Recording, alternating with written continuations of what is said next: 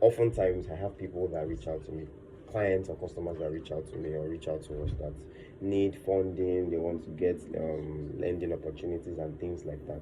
Now, when certain informations are asked from customers, I realize that sometimes they're a bit careful about releasing this information, and it is because of certain things that because of scammers, fraudulent organizations, and certain information that we get from financial institutions, which is fine and which is correct. So the idea is that what I just basically want to touch on today is what we call KYC.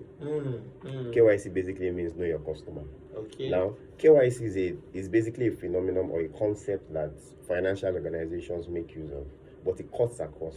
It doesn't have to be commercial banks or microfinance banks that do it.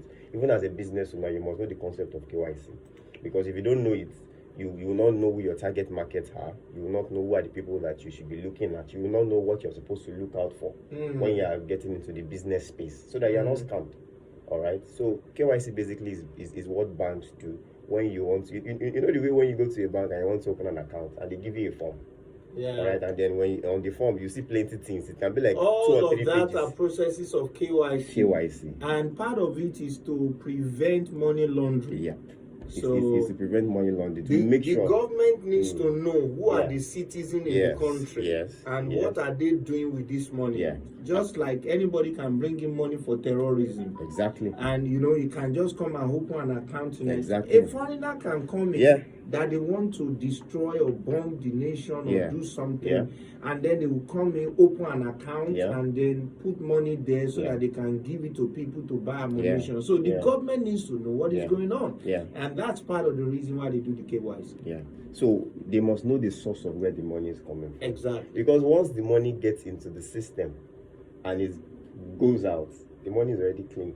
There's no way to really find out or know where that source of money is coming from. So KYC is that form you see that carries like your name, your house address, your business address, your next of kin, and things like that. So I also wanted to let our listeners know that structured organizations like us that have like a CBN license, we ask for those informations. Okay? No, it's mandated. It's part of the requirement of CBN that you must ask for it. It's mandated. So when don't get angry when they're asking you. So when account officers are asking you that, okay, sir, where's your business location? How does that concern you? How can you want to collect loan and you want to tell us where your business is? We should know where your business is. Professor Lolly. We should know. So, people will tell you things like, I don't have an office address. I don't have. Okay, sir. You don't have an office address. You don't have anywhere we can, verify where you stay. It is difficult to. If you are the owner of the money, will you release, millions of naira to somebody that you cannot actually verify where he's staying or where his business is? So these are some of the things. So your name, your house address, your next of kin details. These are basic things that will be asked from you. But something I want to hit the nail on the nail on is the BVN. All right. Now, the BVN is your bank verification number. All right. It contains some of these informations I've already mentioned to us: your name, your house address, a passport picture of who you are, and then some other basic information that you give to any commercial bank that you use at the point whereby you registered your BVN. Now, your BVN just contains your identification. It's more or less like your name. Your national identification number that carries your basic information. Your BVN does not carry your financial information, really. Yeah. Okay. Yeah. It just shows like a basic, anybody that has an access to it back end. Once they put your BVN into the account in the bank or any financial organization, it just pops up some few things about you so that it gives that institution an idea of this is the person they are dealing with.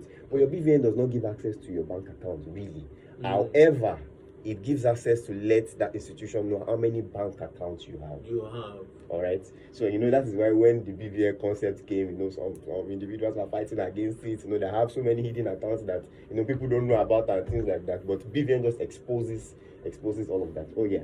All right. So for customers that are a bit skeptical about institutions that ask for those sort of information, please know that your BVN is part of the things that could be asked for. That will be asked for. However, your ATM details is what will never be asked for. Your ATM details, your OTP, They will never ask you for it. So any account officer fronting for any organization that's asking for those informations, kindly do not share. Okay, beautiful. So because our